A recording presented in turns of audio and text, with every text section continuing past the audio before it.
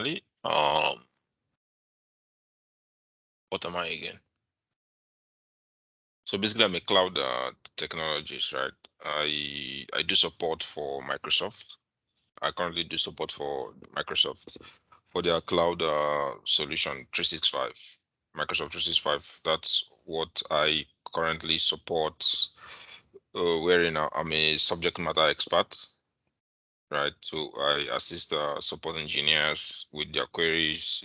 Customers having an issue, it gets redirected to an engineer. Then if it's something difficult an engineer couldn't figure out, that's where I come into play and probably just give guidance, and in some rare cases connect directly with customer and try to resolve their issues, right? So I just want us to do a very quick intro of ourselves. Just let's get to know ourselves better.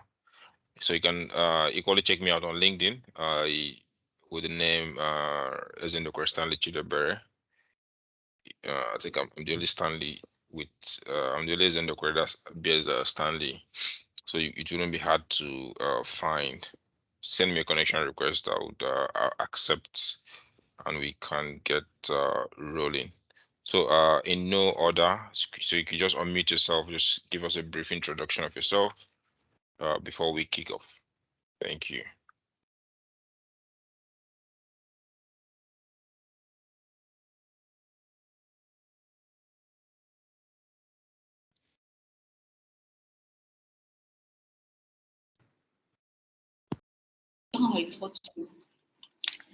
Okay. Sorry, second.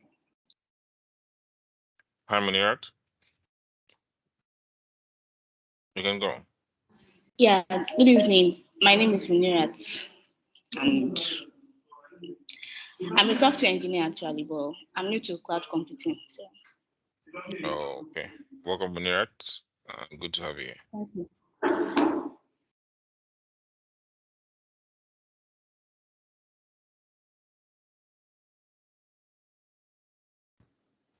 thank you.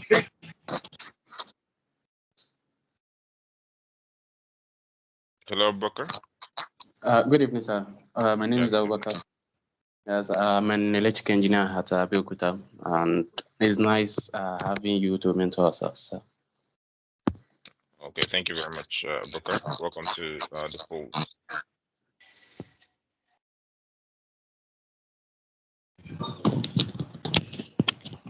Hi Stanley, good evening. Yeah, hi, Abdul Ghaffar.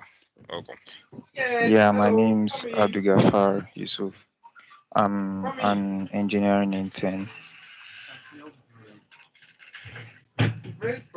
Okay, you're welcome, Abdul.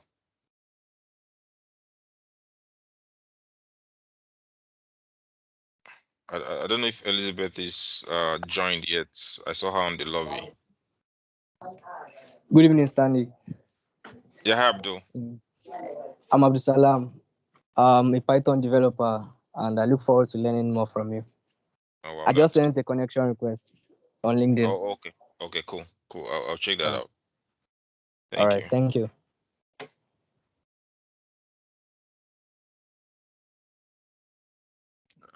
Hey, Munirat, Abdul Ghaffar, Bakar, Abdul Salam. Hi, Damilola.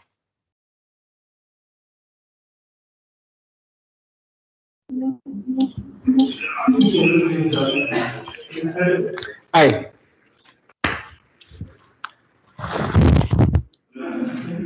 Hi, Stanley. My name is Tamilola. My name is Tamilola Omaomi. I'm a software engineering consultant. So, I'm a software engineer. Okay, that's cool. Welcome, Dami.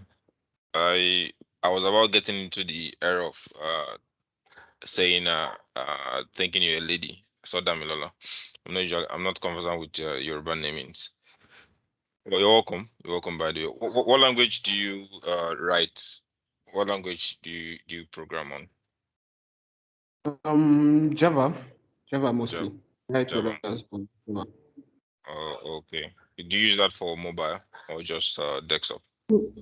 Java web backend actually. Backend. Oh, okay, cool, good stuff. Okay, Nurdin. Hi, Nurdin.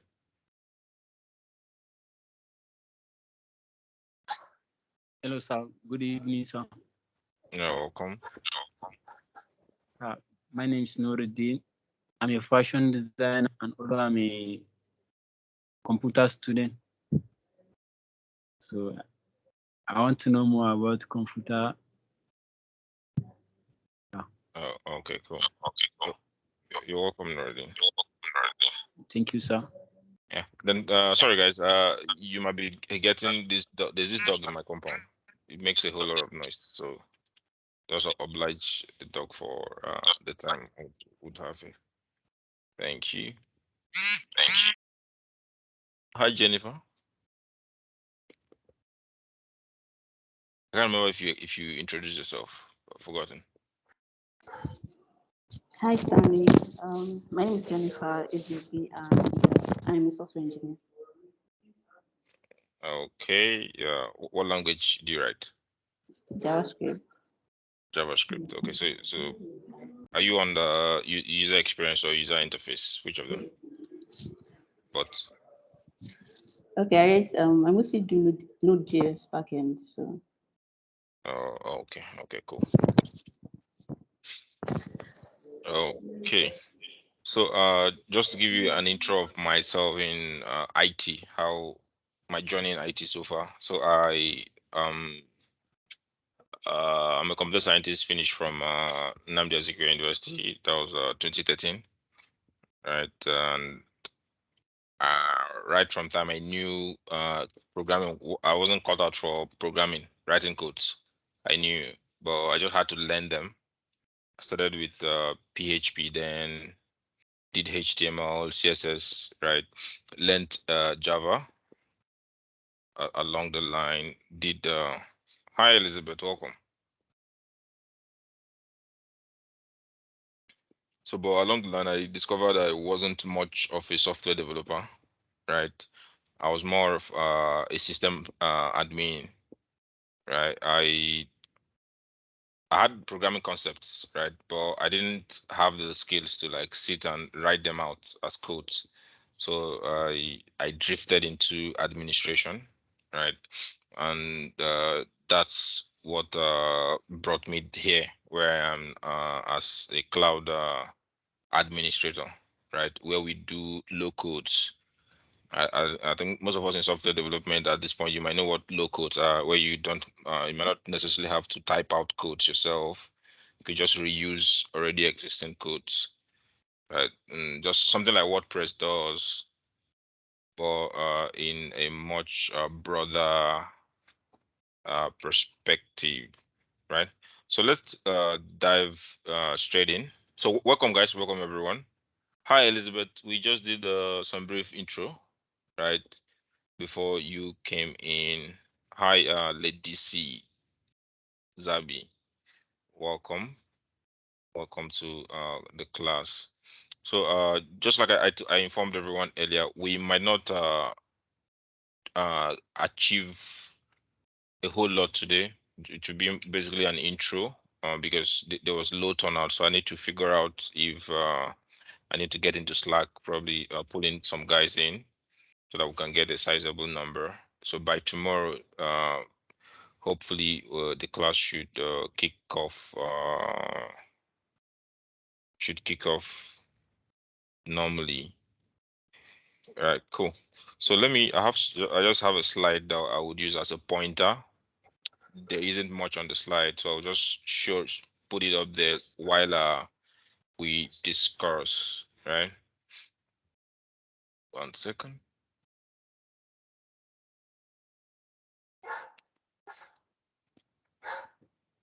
Let me know when you can see the slides. Yeah, it's visible. Okay, cool. So we've done this. This is me basically. Hold on. think I might need to share my whole screen.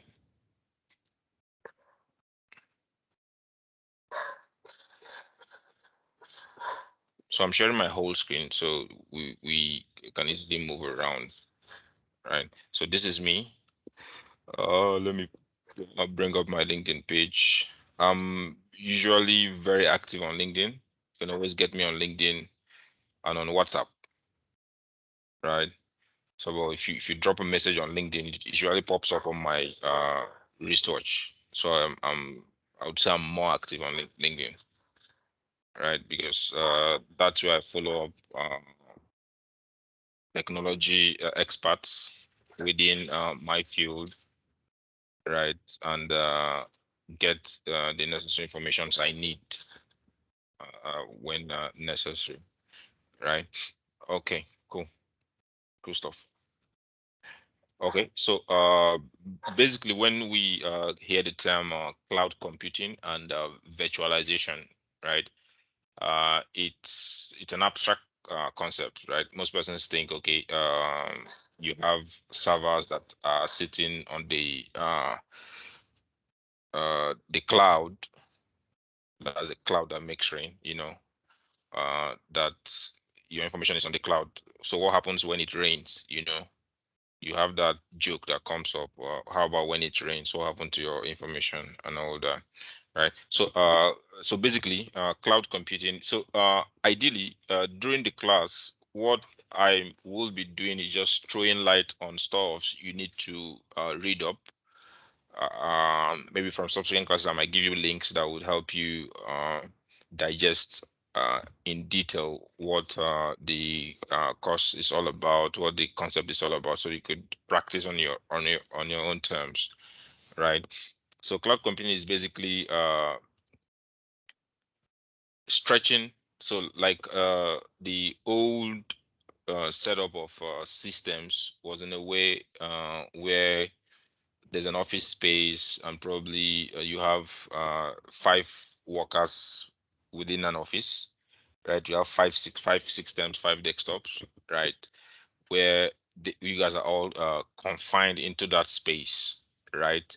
uh, you cannot do much except for those 5 persons within that office space, up until when the internet came in, where it's created a form of extension of that physical space, right? So cloud computing is basically an extension of the uh, traditional computing methodology, right? Because with cloud computing, nothing changed from what we used to do before cloud computing came in, right? So, but it just brought out a whole lot of flexibility per se, right? If you were a software developer before cloud computing, you would still be a software developer, but now you'd have more flexibility, you'd have more scalability. What you couldn't do before, you might be able to do in an easier way, but your primary job role still remains the same, right? uh yeah, so that's basically what cloud computing is, right? So let's say you are a system administrator that probably you hosted an active directory. What's an active directory? An active directory is sort of a server, a computer machine that has that runs a server operating system, right? So currently on your laptops or desktops, depending on what you're using, you have an operating system. That's the base platform that allows you to do whatever you do on your machine, right? You're using a client operating system, uh, right? So we have server operating systems, right, that are for high-end machines that you could use to connect devices. You could use to create user accounts. So you come to a company like IBM, right? They would have an on-premise. When I say on-premise, in-house, have an in-house data center, right? These data centers run on servers, right? Where you could create user accounts, manage user accounts. If you have Exchange mailboxes for sending of emails, messaging, chats, and virtualization, right? So you could actually read up on cloud computing So I just want to give you the basic construct. So cloud computing is you on your machine doing more than your machine could have done if it wasn't connected to the internet, right? Where you have access to more resources than the computing capacity of your current PC, right? So within cloud computing, you see stuff like infrastructure as a service, platform as a service, software as a service, right? So just like what I was saying, so at any point you could draw me back if probably I'm blabbing, I'm going off point. You could draw me back. Would still get we still get to play around with most of this concept, right? So before now, if you notice, it depends on how when you started using probably softwares, right? If you notice before now, for you to use Microsoft Word, you need to go to the market and buy a CD, right? You buy a CD plate where you'd put in your laptop, install the application, right? It runs on your machine. If you mistakenly forget your laptop at home and you have a presentation that you need to present in school, you might need to go back home and get that presentation, right? Because there wasn't that because as then computing wasn't flexible and scalable, right? But with the help of cloud computing and a concept known as software as a service, you could have a presentation on your machine by the use of Office 365. If we have the PowerPoint from that, hold on, let me, I think someone is on the lobby. Let me accept that person. Okay, so you could have your presentation sitting on your laptop, and let's say you forgot it at home, you could easily sign in with your mobile device. Already you have that stuff synced on your OneDrive. You could just pick it out from your OneDrive, open up, and continue where you stopped from your machine, from your laptop. So that cloud computing gives you that continuity, right? All-time access, any device, anywhere, right? So that's one feature of cloud computing, and that software as a service enables us to do that, right? So for those of us that do software engineering, we also have listings that enable us to do that, like infrastructure as a service, platform as a service, where you have concepts like serverless programming, uh, you have buckets, instantiation, you have a whole lot of stuff, right? Where you could write. I think I don't know if we're familiar with the concept of. Hold on, let me. Who were those that told me they were doing software engineering? Um, Jennifer and I think it should be Jennifer and who else? Like containers, creating containers within object-oriented programming. You create a container that holds a particular value and all, right? You could achieve that with platform as a service, right? Where computing resources are utilized by the network load.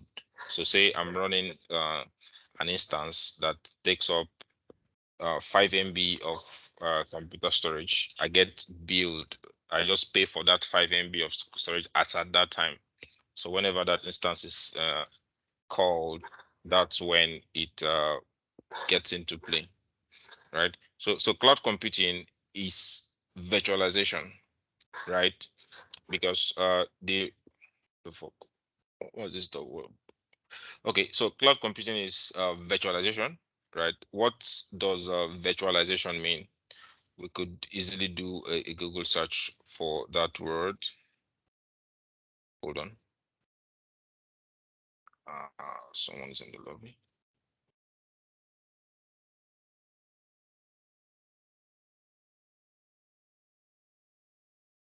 Okay, so virtualization is a concept that okay, let me explain it this way.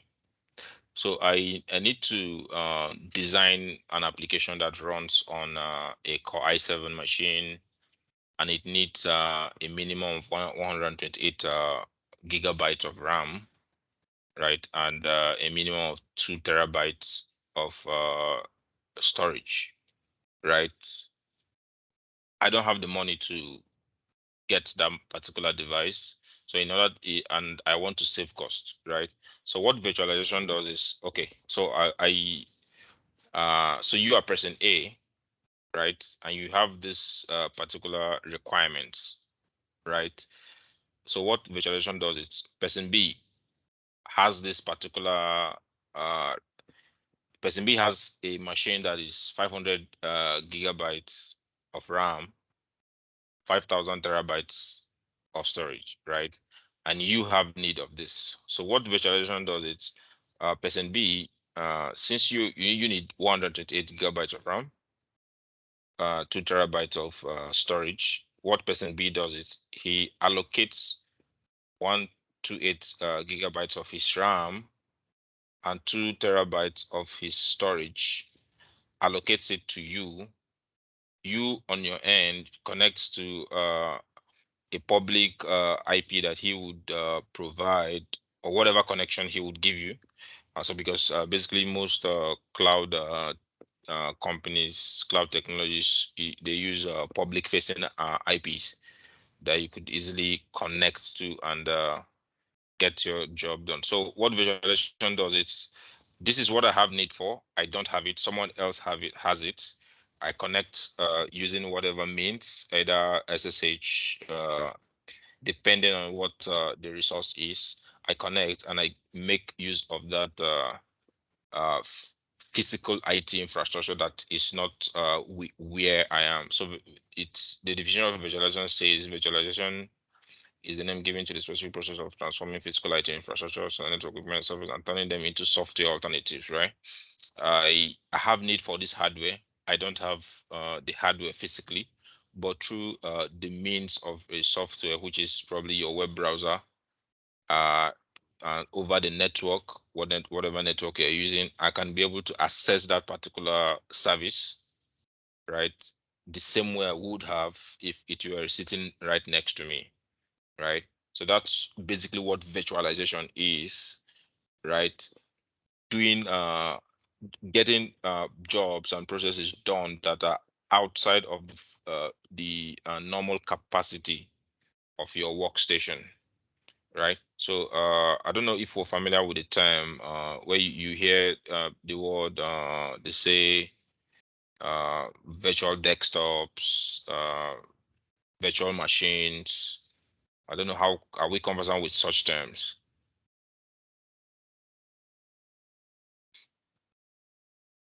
Anybody?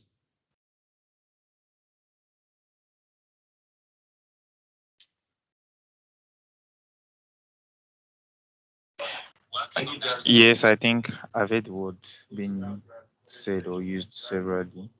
No, okay, cool, cool. Thanks for that. Okay, so I think probably because I'm more on the Microsoft side, I might be saying I'm making mention of most Microsoft products, right? I think Microsoft is very heavy on virtualization, just same way as Amazon is on virtual systems, right? You hear of Windows Virtual Desktop, Windows 365. That's the latest product of Microsoft, where you could buy a Windows 365 instance, right?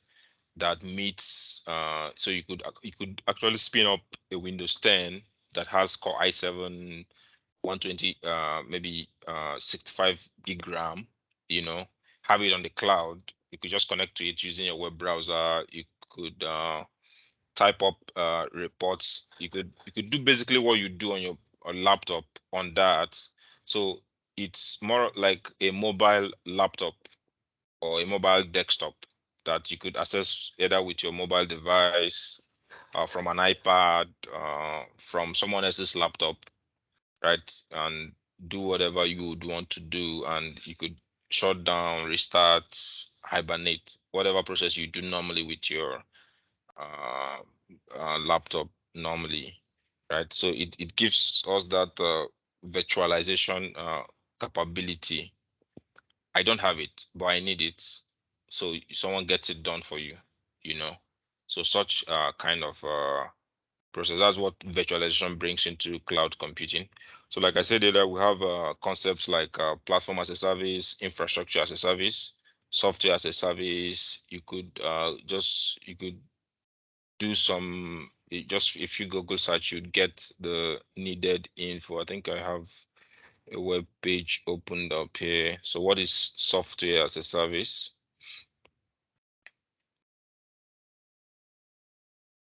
Okay, so you have applications that are hosted on the web. Can you give me 1 minute? Someone is trying to get in touch with me. 1 second.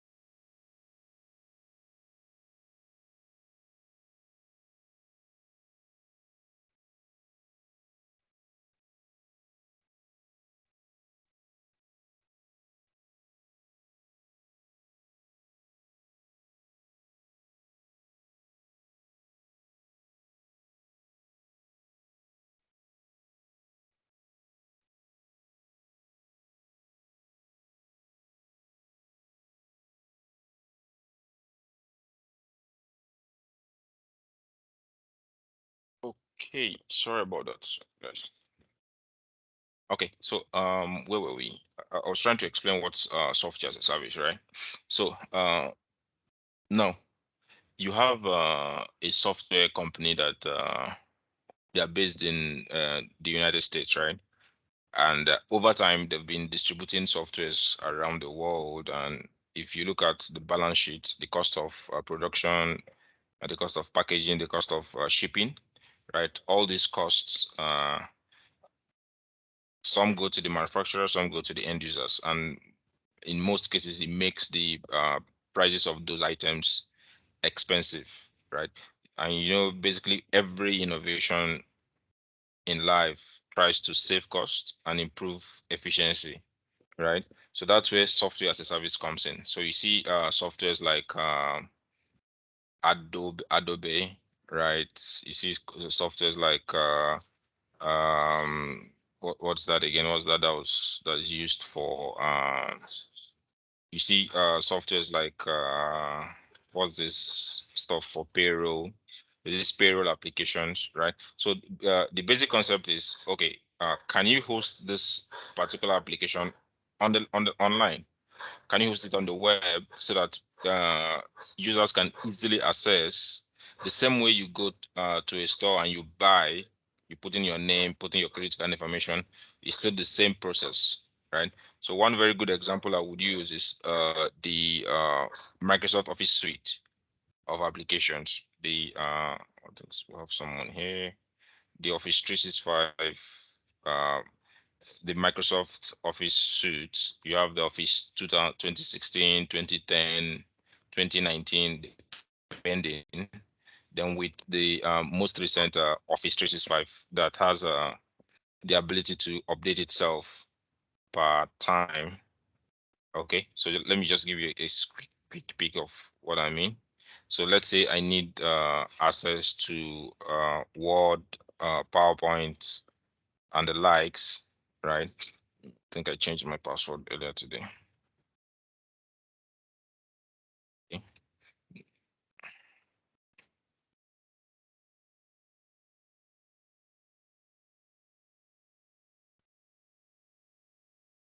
Okay, cool.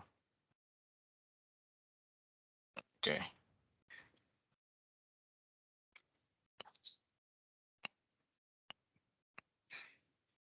Okay. So let me just launch this.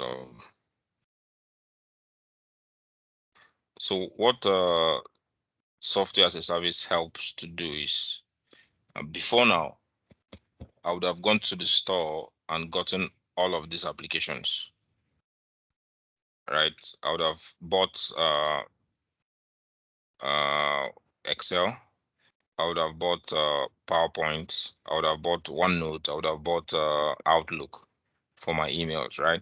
So what software as a service does is it gives me a portal where I can log in, pay for the number of applications I need, right? Give me the opportunity to also download it if I want to install on my machine, and I could commit myself probably on a monthly basis, on a yearly basis, right, to pay for those services, and I'll get this at a very subsidized rate. So let's say ideally I would have bought this particular product for $500.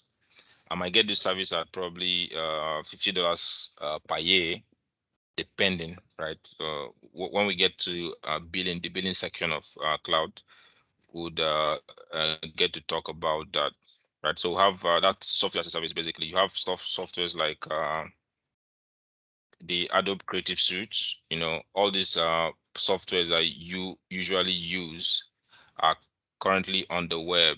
So before now, for those that do programming in Java, you have stuff like NetBeans, right?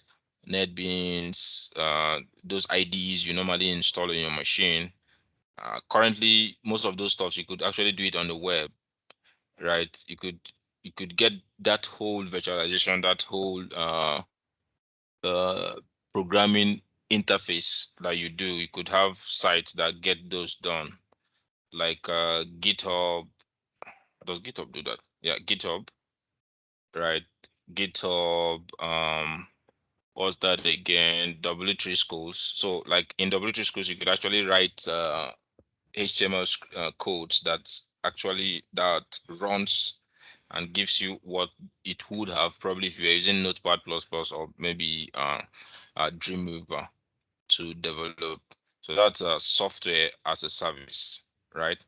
Then while platform as a service, just like I was explaining earlier, you need a machine that has these particular specifications, right? You could pay for that, and you gain access to it by a virtual machine. You get provisioned a virtual machine that you could access and do whatever configuration you want to do on that machine. If it's a server you want to program, if it is a server you're trying to spin up, you just configure the server from there and get your work done, right? Yeah. So that's about that. We also have infrastructure as a service, so you could also check that out. It's all of the same stuffs. Okay. And one other cost effect, you have cloud computing. What it does is, so let's say ideally, if your server room should have been a 200 square meter office space, with the help of cloud computing, you could just have your desk and your laptop. You could actually create a virtual IT room per se. You could create a virtual server room, that's on the web, right? And the virtual instance or the virtual reality, this company like Microsoft, AWS, IBM, Oracle, what they do is they have data centers, right, around the world where you have stacks of servers, you know, servers that are stacks, petabytes of data, scattered around the world that has private IPs which they sublet to their customers and all. So there's actually, because at the end of this virtualization is where you have that particular machine that you should have had in your room or in your office. It's actually sitting somewhere. But now what you are paying for, just the service they are rendering to you, while they take care of the overhead maintenance, changing of parts, ensuring uptime, ensuring scalability, ensuring failover, right? So you have, once this data center is down, it automatically fails over to a different data center, and it doesn't affect you in most cases, except when probably their core infrastructure goes down, just like we had Facebook, WhatsApp, and Instagram went down some days ago, right? They had this, it was a DNS problem, right? Their DNS servers were not pointing to where they should point, uh, based on, I think probably it's a DDoS attack on their servers, a distributed denial of service that made those servers unreachable for some hours.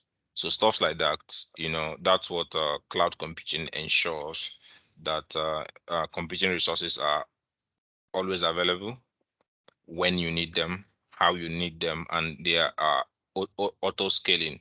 So let's say you're running an application that ideally should be enough for a 16 gigabyte a machine, virtual machine, and at some point the storage requirement increases. What cloud computing does, it as at that point when that requirement increases, it expands that particular product to cater for the process you're trying to run, right? You get billed for that. Then once that particular process finishes running, it shrinks down to the initial stuff you paid for. We'll get into those in subsequent classes, where I would bring out each cloud listing. We'll look at them critically, would play around with them, we'll create an account ourselves and see how they actually work in real life, right? Okay, so that those are the concepts in cloud computing. Okay, okay. So um, so just the practices that you find around the world. So I saw someone say something about DevOps, right? Using that form, someone submitted for that he's into DevOps, trying to see how he could get into cloud computing, which is very cool, right? It's all cool. So we have concepts like hybrid. You find stuff like hybrid, private cloud, public cloud, right? So ideally, you see firms like Fortune 500 companies might not. Okay, so I have this particular product I showed you. This is my product for my company. So I have a lecturing outfit, an IT instruction platform, Learn Around, right. I don't have money yet, right? So I just bought this little space for myself. So this is a public facing uh, cloud. It's more like my public facing cloud for Learn Around, right? So I wouldn't expect big businesses like, say, Dangote, right, to have a public facing cloud infrastructure, right? So what they could have might be a private cloud infrastructure. So how private clouds are is you are given a private IP address, right? You are the only one using that IP, right, to access your cloud resources. Maybe Oracle. Uh, these are our requirements. This is what we need. This is why we need them. You assigned a technology associate who analyzes your business needs, checks your business scenarios, does projection as to what might be needed. Then a cloud instance is set up for you, where you're given the public, you're given a private IP that resolves itself publicly, right? Unlike mine, that I have to anywhere I am actually, I can actually log into it, because for bigger enterprises, you have a designed kind of security that is built around them, right? So the more focused the need for that service, the higher the security around it, right? The level of security that's currently on my product at the moment, and subsequently that will be on your product, it's the basic security infrastructure that Microsoft has for every of their products and listings. Then that's depending on your own security need and the expertise you have. Then you can now go get some specialized products and listings, right?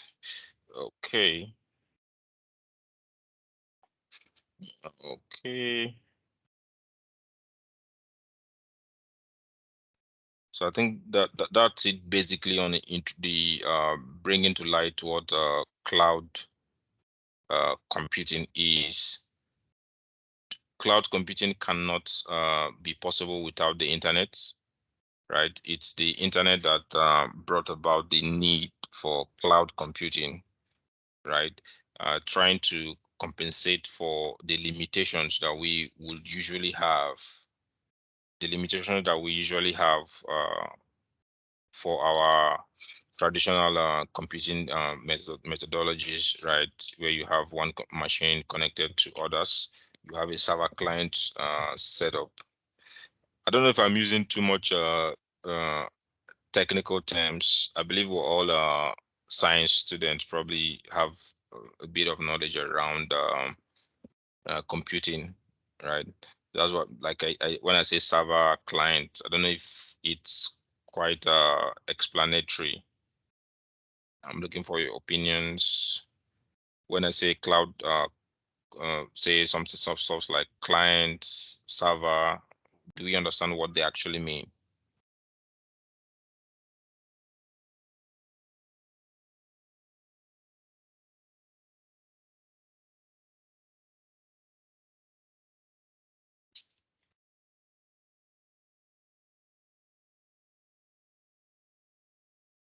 Hello, can you all hear me?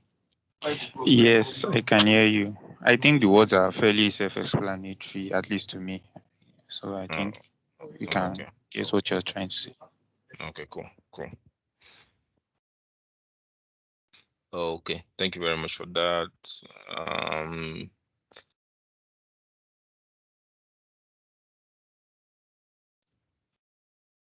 okay, that's cool. Okay, okay. So, one other thing around cloud computing is like I brushed while going through, is the security side of things, right? The cloud cannot be the cloud we know today if there are no security set up around it, right? So you have stuff like identity and access management, right? So for every cloud infrastructure you have stuff like access, right? Identity and management, right? They has to be an object that's doing something, a process, right? You have objects, you have processes, right? Then you have access rights, who does what, when, and why. So you have gatekeepers too within every cloud infrastructure. You have stuff like you now hear the term administrators.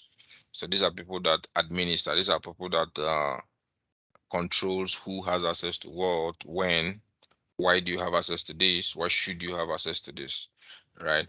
So these are people that are more like decision makers within that environment. Then you have end users, people that these levels of security, these levels of monitoring, these levels of access management are mapped out for, right?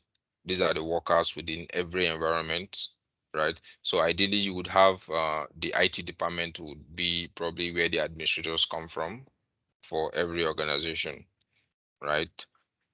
In most cases, though, because in most cases, some businesses get set up, they don't have a functional IT department. Maybe one of the help desk person could take up that role for access management and apportions access to whoever and whenever that those accesses are needed, right? Okay, cool. So for the confines of our lectures, I will dwell basically around three cloud providers, right? The first being Microsoft, the second Amazon, and the third would be Google Cloud, right? GCP.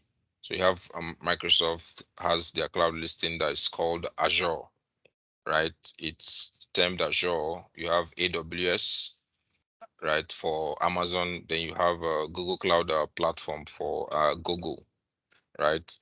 And the top, I think they're basically the top three cloud platforms currently.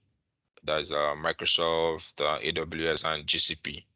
So we have others like IBM Cloud, right? It's not that it's not that widespread.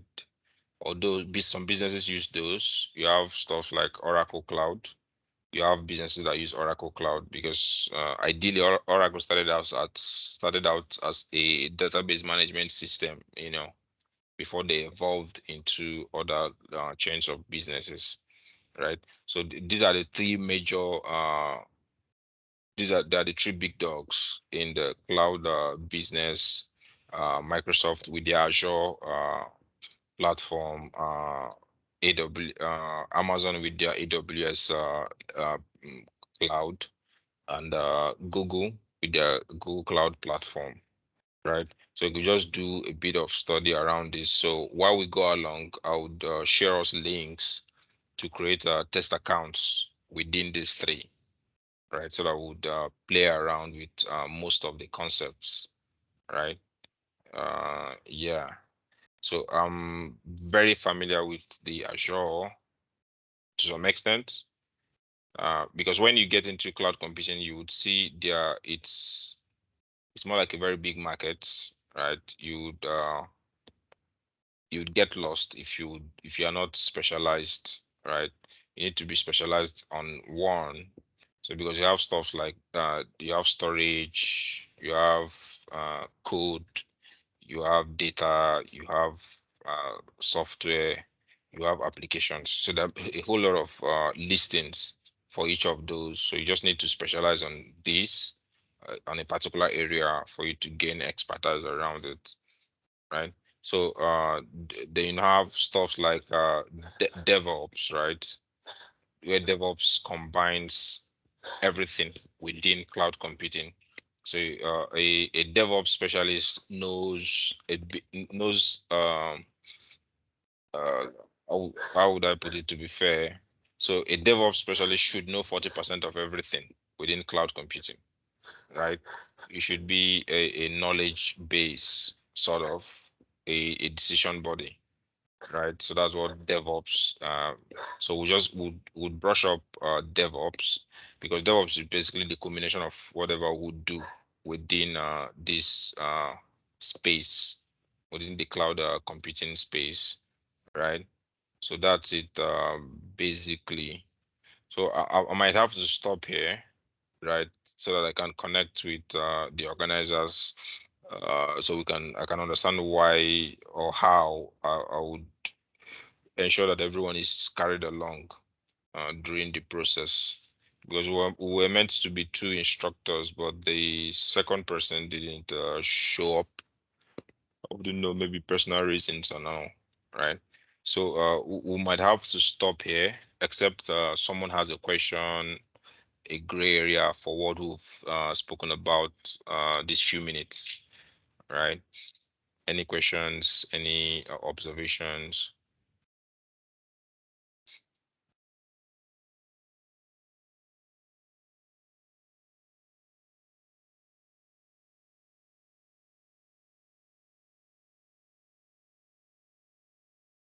Okay, so I take it for now there's no observations. I mean, no questions yet.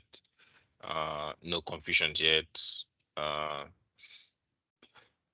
okay, guys. So I would drop the recorded session. Let me stop this. I'll drop